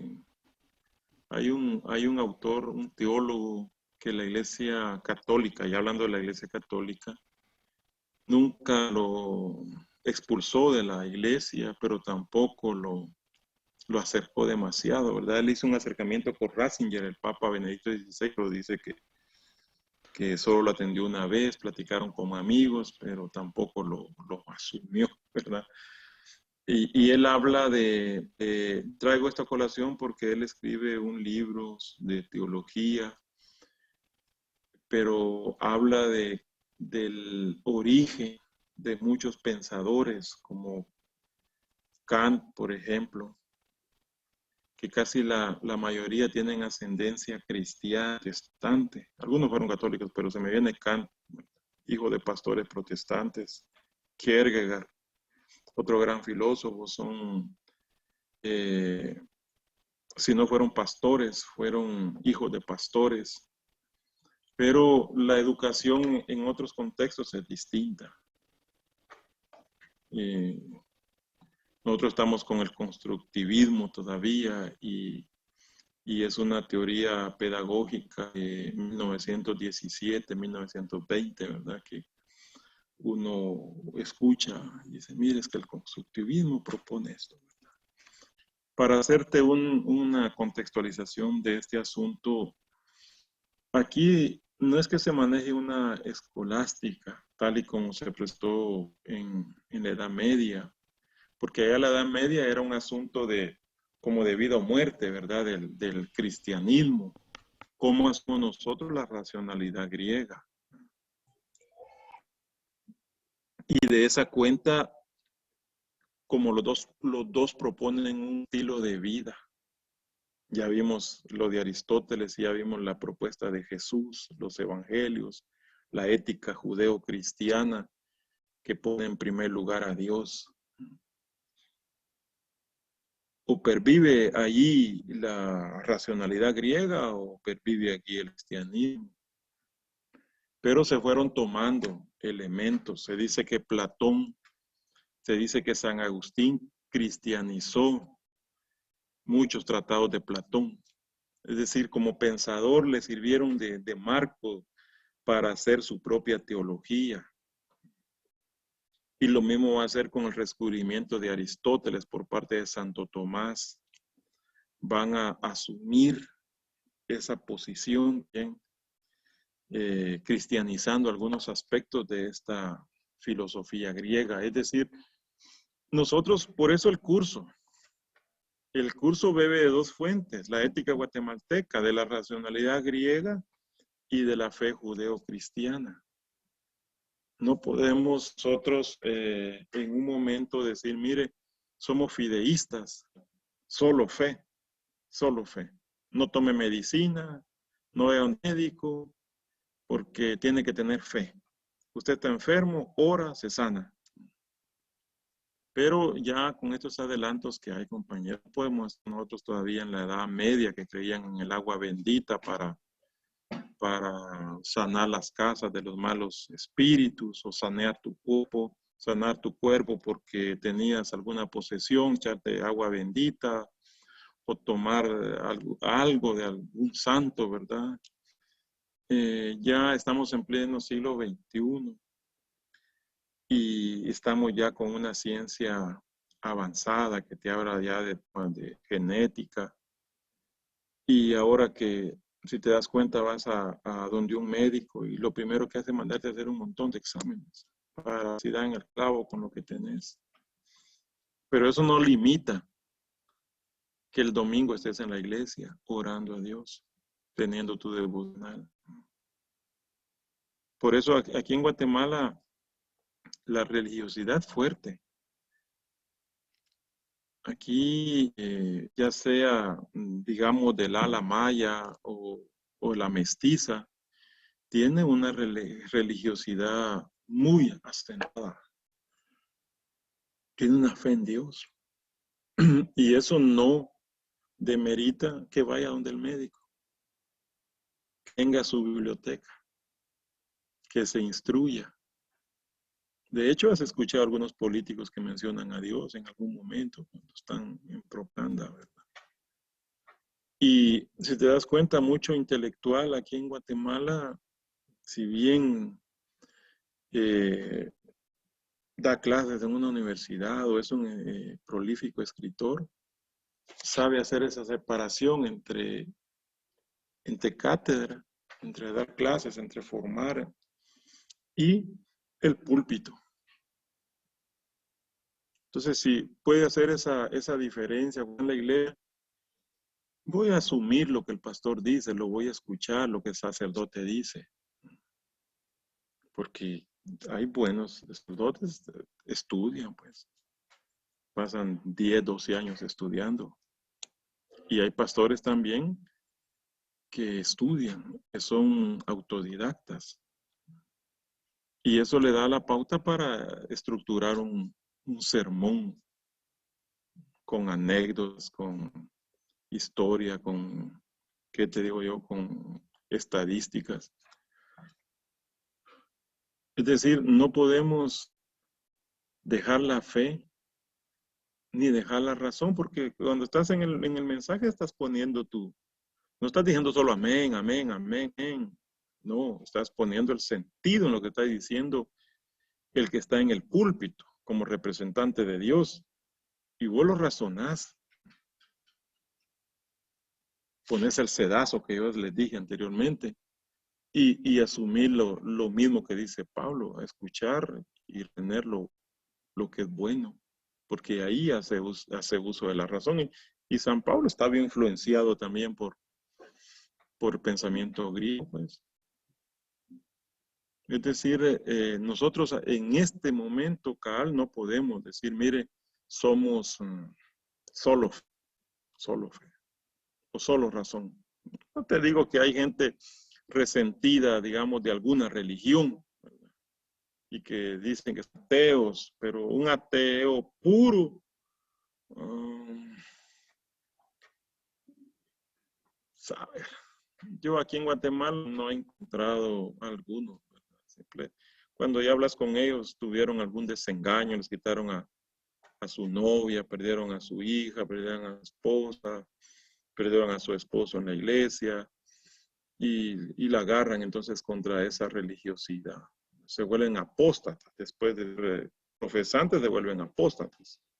Pero hacer una separación así radical entre fe y razón, yo digo que, mi opinión es que en el momento es muy difícil, porque estamos inmersos dentro de este contexto racional y religioso aquí en nuestro país. No sé si responde a tu inquietud, Daniel.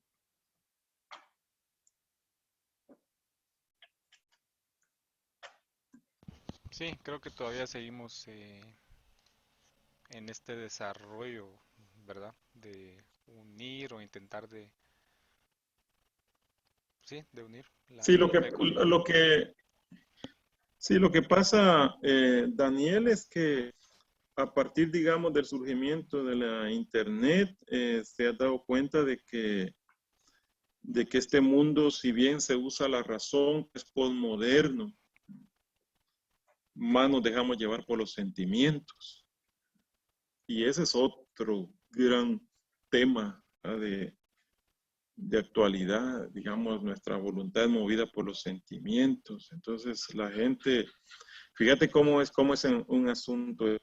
Hace años estaba dando filosofía de la educación y agarraron a un joven, un malhechor, debe muchas muertes aquí en nuestro país, y la gente y la prensa felices porque lo habían capturado. Pero a los pocos días estaban relatando la vida de él, que su mamá le pegaba, que su papá lo abandonó, que sus hermanos abusaban, que no sé qué. Y el sentimiento de la gente fue cambiando.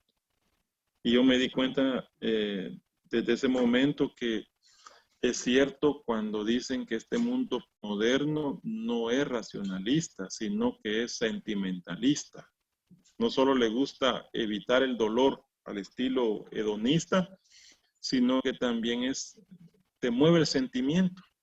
Sentir rabia, pero después sentís compasión al mismo tiempo. Y véanlo ustedes, vean, como ya está muerto, ¿verdad? Ya fue juzgado y todo eso, pero cuando dieron un documental de Pablo Escobar, ¿cómo le llamaban a esa novela que estuvieron dando? Y las imágenes cuando lo van a enterrar y todo, la gente ora, ¿verdad? Es un mártir, es un héroe el cuate. Y las atrocidades. Pero como estamos en este mundo que nos dejamos llevar por el sentimiento, y ahí hay que tener mucho cuidado, ¿va? Porque los sentimientos no tienen base. Vos decís, bueno, que cuando estás pensando, cuando estás usando tu razón, decís, no me conviene. Pero voy a usar algo material, pero es que sea amueblado, se mira chilero. La mente te dice, no te alcanza a hacer tu puesto, mira, ya debes tanto. Pero la pasión que hay en vos, ese sentimiento, yo lo tengo que obtener y yo lo voy a ir a traer. Sí, eso es para ponerte en minúscula. Parte la incidencia que tienen los sentimientos en la vida del ser humano. Porque hay manipulación, si te das cuenta, por las redes sociales. Juegan con tus sentimientos. Y una vez captan tus sentimientos, te mueven de un lado para otro porque cuesta con ellos. Entonces, si hablamos de escolástica, ¿en qué paró eso? Después de la época posmoderna, yo te digo que muy poco podemos hablar de racionalidad, no son aquellos que son sido lectores, que usan la lógica, que usan el sentido común, que se mantienen con las antenitas, como decía el Chapulín, ahí paraditas para ver que no le den a tol con el dedo. Porque si te tocan los sentimientos, ya te fuiste. Vos, está llorando, digo, está llorando. Sí, hombre. Fíjate cómo son los sentimientos. Te falló 2, 3 veces, pero como llora. ¿Va? Los sentimientos, con los sentimientos cuesta. Es el mundo posmoderno. Hay que tener mucho cuidado. ¿Algún otro compañero? Carlos Sabac, ¿estás allí en clase, Carlos Sabac?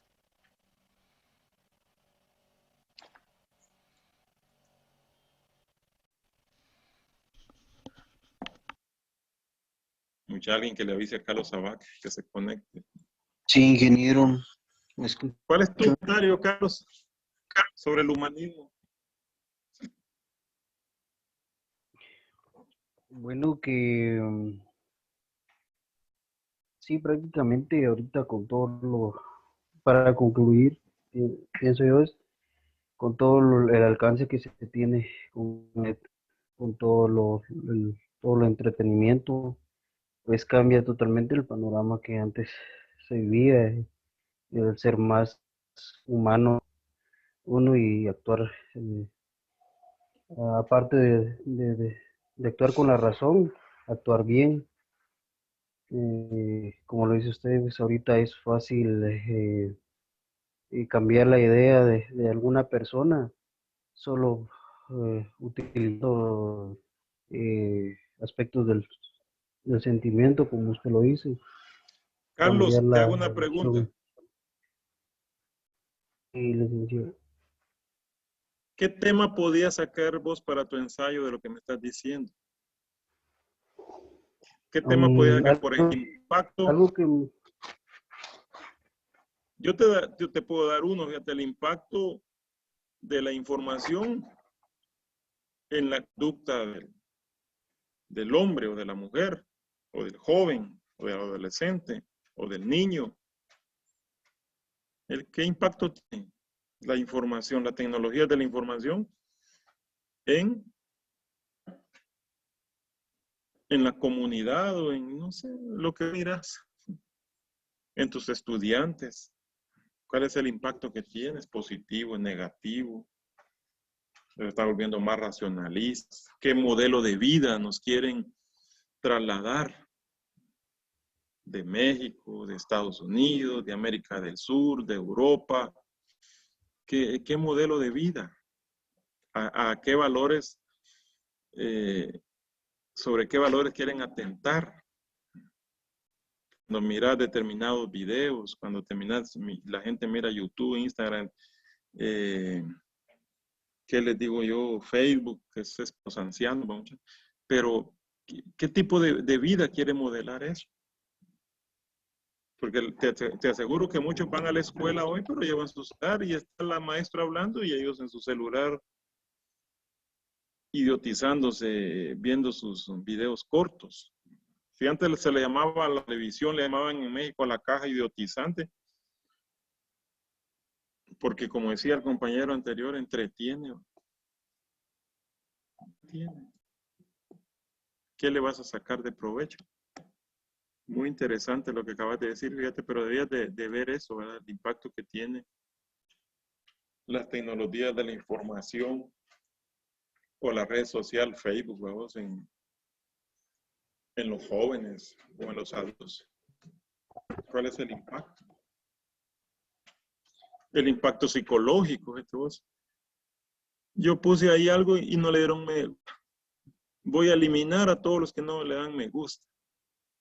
La gente es que la gente es tan pobre de amor propio. Es que la gente tiene una autoestima tan baja, una subestima, es tan infantil internamente que siente morirse si la gente, él sube algo y no le dan me gusta, no escriben un comentario, se vuelve dependiente. Otro tema ahí, cómo nos vuelve dependiente la tecnología de la información para nuestro actuar. No sé, ustedes mejórenlo ahí, ¿verdad? Pero lo cierto es que hay que hacer una relectura de eso. No solo una lectura, sino leerlo a la luz del contexto que estamos viviendo. Miren, compañeros, vayan pensando en su ensayo. Si lo tienen en estos días, mándenmelo.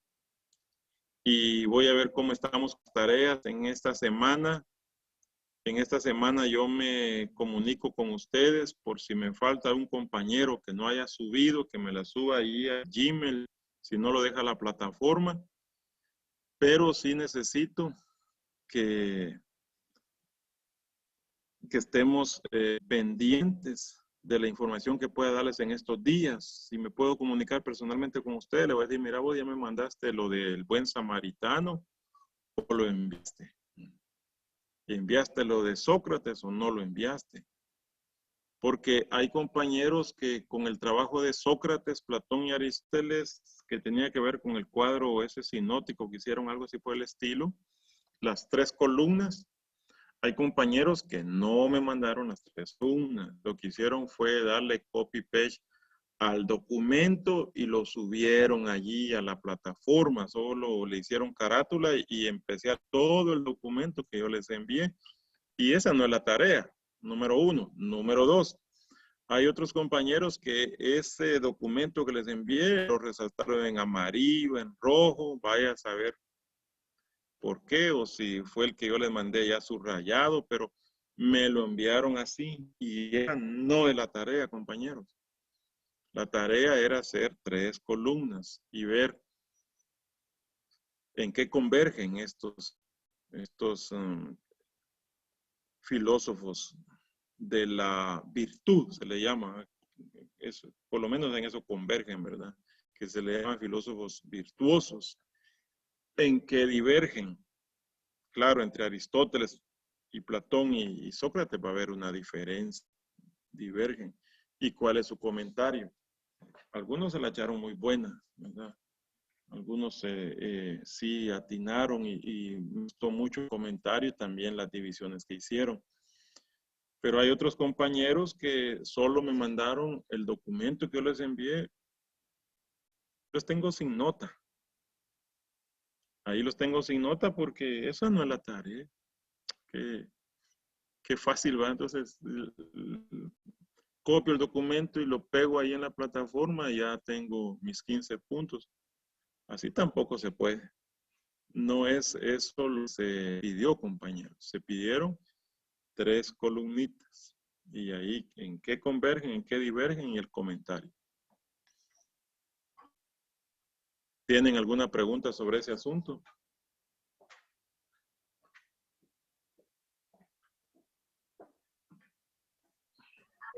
Buenas noches, Lick. ¿Me escucha? Sí, te escucho fuerte y claro. No recuerdo con qué tarea, pero sí recuerdo que había una tarea, no estoy mal, esta la que acaba de mencionar, donde decía que había que subrayar y también había que hacer las tres, ¿cómo se llama? Columnas y más el... ¿Con quién tengo el gusto? Con José Luis. Entonces, yo lo que hice, sí, eso recuerdo, yo lo que hice, primero subrayé todo lo importante de lo que usted nos envió. También hice aparte las columnas con lo que pedía, ¿verdad? Entonces, yo subí las 2 cuestiones, subí lo que estaba subrayado, o sea... José Luis, ¿quién sos? Azañón. Castañón. Azañón. Azañón. Ajá. Entonces, sí, yo subí los 2, o sea, subí mi tarea aparte y también subí los subrayos. Sí, José Luis, es que ahí Lo que les estaba yo era recomendando que hicieran una lectura, que subrayaran, pero eso era como una instrucción para que ustedes tuvieran más claros los conceptos, ¿verdad? Porque después de darles esa lectura, de subrayar para que se les quede algo, ¿verdad? La tarea era subir las columnas. Voy a rezar y porque yo creo que uno de los casos es el tuyo, fíjate, me suena por el apellido, que ahí lo tengo sin nota porque no he visto el otro. Entonces, el asunto es que la plataforma en actividad solo te permite subir una. Y si subiste esa, digamos, la subiste como tarea aparte una y la otra, de pronto que solo me llegó esta de la subrayada y no la otra. Y si te califico la número 2, entonces ya la número 1 que era del buen samaritano ya no me va a aparecer. Ese es el asunto. Pero si me mandas a mi correo electrónico esa tarea, porque tu caso es uno de esos, ¿verdad? Entonces yo lo califico y ahí no hay problema, ¿verdad? Porque la plataforma solo es una forma para llevar un control, pero tampoco uno tiene de base eso. Si los compañeros me mandan tareas, yo subo esa nota también, ¿verdad? Si fuera el caso de que no la pudieron subir a la plataforma maco31@gmail.com. Bueno, ese es mi correo electrónico. ¿Alguna otra pregunta, compañeros? Sí, licenciado, buenas noches. Dale. Fíjese una pregunta, fíjese con la tarea de esta semana, fíjese que yo hasta ayer me enteré que ya estaba subida la tarea, entonces yo no la Ajá. pude entregar ya esto, digamos que prácticamente hoy, pero no sé hasta cuándo tenemos para subirlo, y otra, el ensayo final, no sé, se entrega. Ese es el otro sábado, ¿verdad? El otro sábado.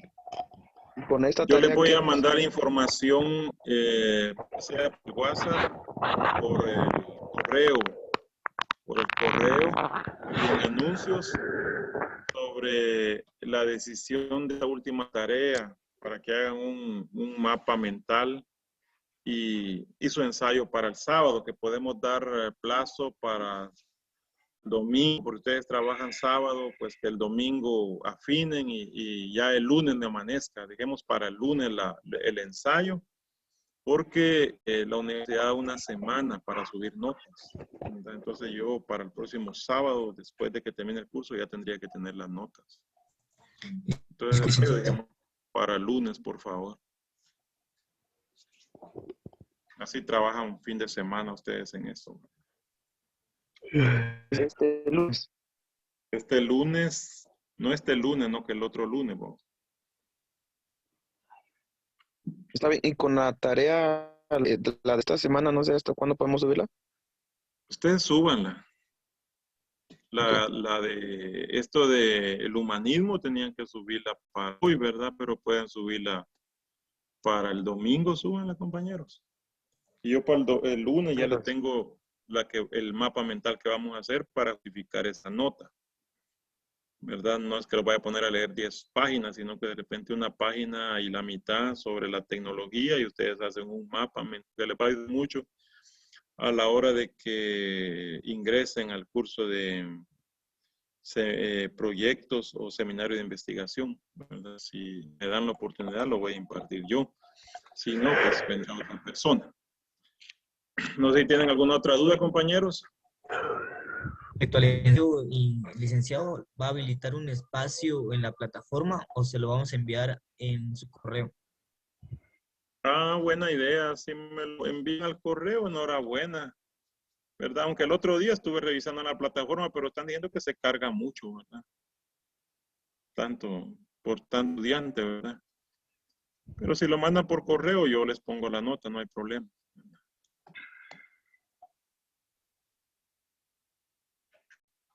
Tienen esa opción de mandarlo al correo si ustedes gustan. Pero usted estaría habilitando un espacio para subirlo a la Ah, plataforma.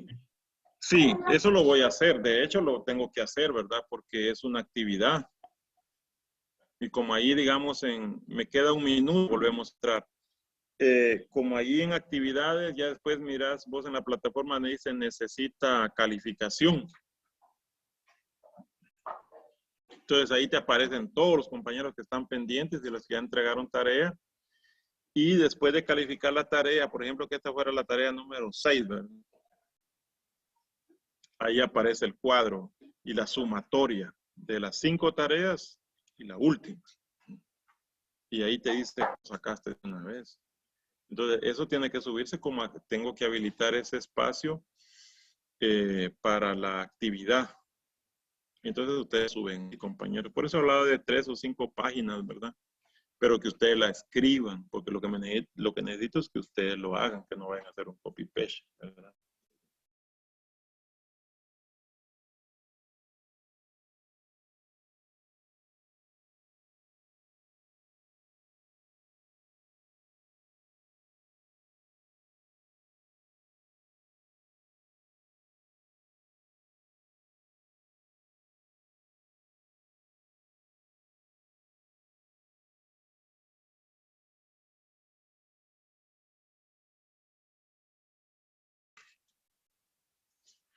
Entonces, ahí tengo que habilitar, igual que voy a habilitar la 5ª tarea, para que suban el mapa mental, aparte del humanismo.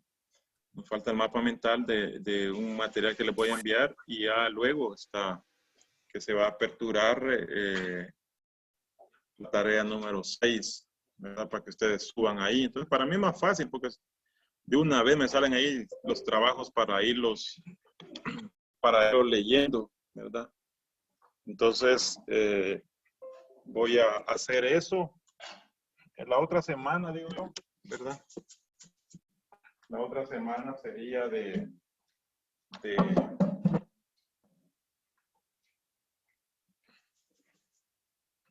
habilitar eso en la plataforma. Muchas gracias por la explicación. ¿Alguna pregunta, compañero?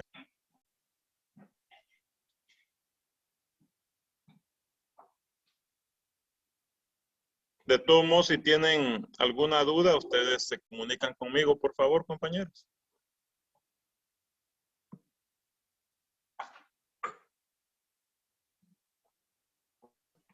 Ok, Lick. Entonces, dejémosla aquí, ¿verdad? Y que Dios les bendiga, que pasen buena noche y que tengan un feliz descanso este fin de semana y el lunes echarle con ganas al trabajo, ¿verdad? Pasen buena noche, compañeros, para todos. Muchas gracias, licenciado. Feliz noche. Igualmente. Gracias. Licenciado, feliz noche a todos. Fin de semana.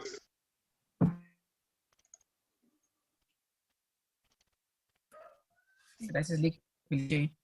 Vaya. Gracias, licenciado. Feliz noche.